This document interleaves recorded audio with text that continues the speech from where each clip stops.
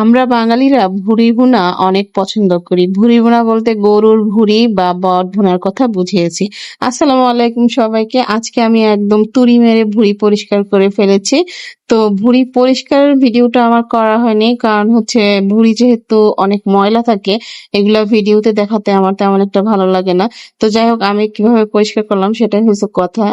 কাঁঠাল পাতা এবং হচ্ছে লেবু দিয়ে আজকে আমি গরুর ভুঁড়িগুলো পরিষ্কার করে নিয়েছি।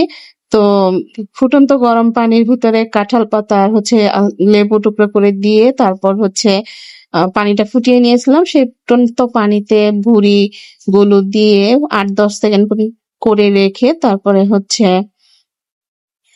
চামচ বা ছুরির সাহায্যে ভুঁড়িগুলো পরিষ্কার করে নিয়েছি। তো দেখেন আমার ভুঁড়ি পরিষ্কার করা কত সুন্দর হয়েছে। প্রত্যেকটা টুকরো দেখেন কি পরিমাণ পরিষ্কার হয়েছে।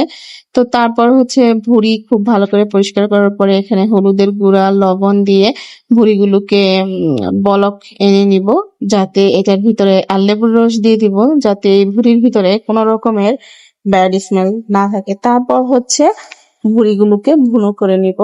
তো সম্মানিত দর্শক, কে কোথা থেকে আমার ভিডিওটি দেখছেন, ভিডিওর কোনো অংশ ভালো লেগে থাকলে যদি থাকে তাহলে একটা লাইক, কমেন্ট, শেয়ার করতে ভুলবেন না। আপনাদের লাইক, কমেন্ট এবং শেয়ার পেলে আমার ভিডিও বানাতে ভালো লাগে, যদিও তা আপনারা করেন না।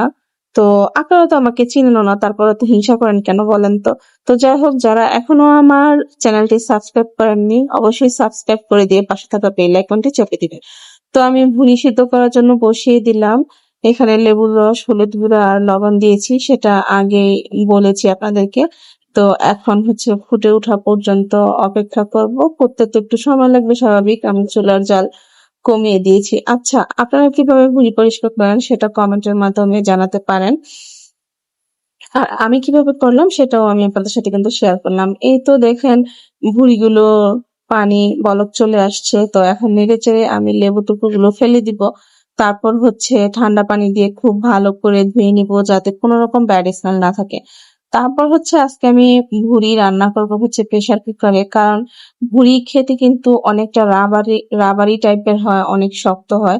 তাই প্রেসার কুকারে যদি আপনি ভুঁড়িটা ভুনা করে নেন তাহলে কিন্তু খেতে অনেক ভালো লাগবে, খুব সুন্দরভাবে সিদ্ধ হয়ে যাবে। এখানে একে একে আমি সব ধরনের মশলা দিয়ে দিলাম। এখানে হচ্ছে গোটা মশলা থেকে শুরু করে হলুদ, মরিচ, ধনিয়ার গুঁড়া, আদা রসুন বাটা, জিরা গুঁড়া, সয়াবিন তেল, লবণ আর পর্যাপ্ত পরিমাণে পেঁয়াজ কুচি আর গরম মশলা তো দিয়েছি। এগুলো সব দিয়ে খুব সুন্দর করে হাতের সাহায্যে আমি মাখিয়ে নিচ্ছি। আপনারা চাইলে চামচ বা হচ্ছে ছুরি ব্যবহার করতে পারেন মাখানোর জন্য।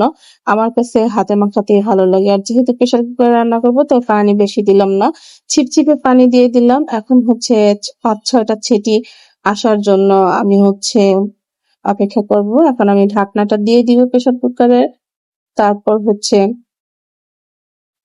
এখানে 5-6 সিটি আমি দিয়ে নিব, যাতে খুব ভালোভাবে সিদ্ধ হয়ে যায়। এই তো দেখতে পাচ্ছেন আমার ভুঁড়ি কিন্তু অলরেডি হয়ে গিয়েছে। এখন যেটা করব, আমি অন্য একটা হাঁড়িতে ঢেলে নিব।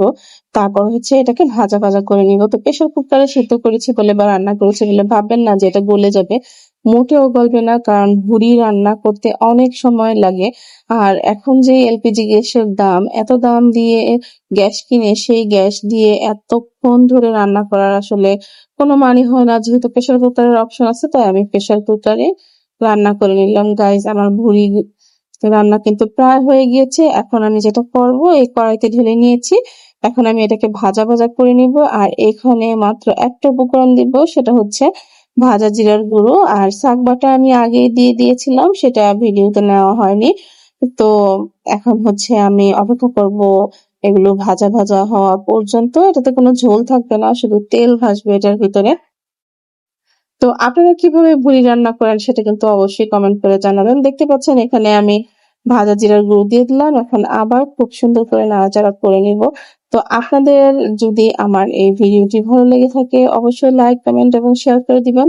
আর যারা এখনো চ্যানেল সাবস্ক্রাইব করেননি অবশ্যই চ্যানেলটি সাবস্ক্রাইব করে দিয়ে পাশে থাকা বেল আইকনটি চেপে দিবেন। আর এরকম শর্টকাট রান্নার ভিডিও পেতে চাইলে অবশ্যই আমাকে জানাবেন কমেন্টের মাধ্যমে। তো দেখেন এত স্বাদ হয়েছে, মনে হচ্ছে যেরকম চেটে পুটে সবকিছু খেয়ে নি। তো এই ভুঁড়ি কিন্তু সাদা ভাত, পোলাও, খিচুড়ি বা হচ্ছে রুটির সাথে খুব খুব ভালো লাগবে, মুড়ি দিয়ে খেতে আরো বেশি ভালো লাগবে। তো আজকের ভিডিও এখানেই শেষ করে দিব। ভালো থাকবেন, সুস্থ থাকবেন। আসসালামু আলাইকুম।